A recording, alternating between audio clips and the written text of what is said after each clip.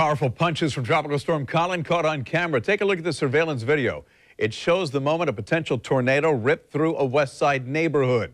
You can see the backyard of this home literally blown away by the strong winds, furniture flying all over the place. Looks like there's some wind, some wood as well. This morning, people in the Crystal Springs community are left with a major cleanup.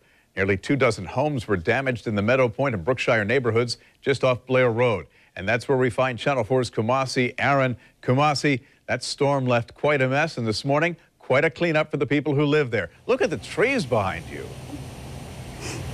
Yeah, it's the trees, it's shingles off of the roof. It's just a lot that people are going to have to deal with. And this is just one example of several trees that we have been seeing down in different homes in this neighborhood. I mean, this tree, if you look right here, totally just uprooted, and it fell into these people's driveway, thankfully not all the way into their house. And so there's a lot of gratitude when it comes to waking up this morning and seeing this damage, knowing that it could have been just so much worse. I want to show you that surveillance video, and it shows what's believed to be a tornado going through a backyard in this neighborhood, Crystal Springs. Neighbors tell us it only lasted about 30 to 40 seconds, but it was really enough time to cause some pretty major damage here. People told me that when they got outside here, they really felt like it was a movie almost. And News4Jax also spoke with a family whose fence was destroyed by the storm, and here's what they had to say. This is something you see on TV, and you really don't know. You really don't know what other people go through, the destruction and how they feel until you've lived it. And I've lived it, and I can say that we're lucky to be alive. And very fortunate when you look at these trees just twisted and just down in people's yards, in their driveways. So very fortunate to be alive. Yet a lot of cleanup yet to do today. And it's not just here on the west side. Ashley, I know you are over in Argyle Forest. A lot of cleanup there as well. Yes, Kumasi, there is a lot of cleanup, and we are able to get, once again, a better picture of what's been happening out here, especially now that we have a lot more light out. We've been able to move down the street a little bit. You can see this is obviously what used to be a tree. You can see they took a chainsaw, and that is where the tree once was. You can see it's been uprooted. Behind it, a fence that has been pretty badly damaged as well.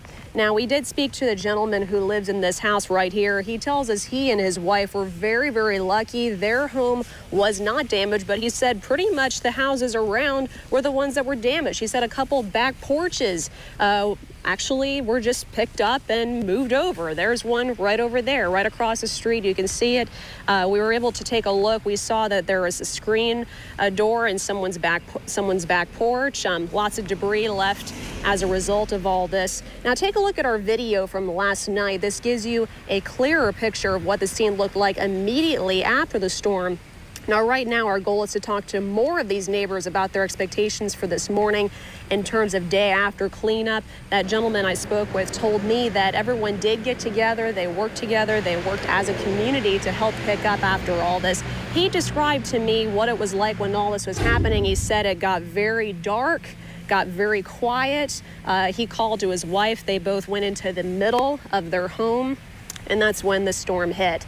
Now, again, he tells me that his house was not damaged, but other homes around him were. He even told me one of these houses where the back porch was destroyed, those folks only moved in just a few days ago. But he said at the end of the day, everything that matters is that all the neighbors are safe. And for now, it's just a matter of getting things back to normal the way they used to be. And we will be following that process throughout the morning.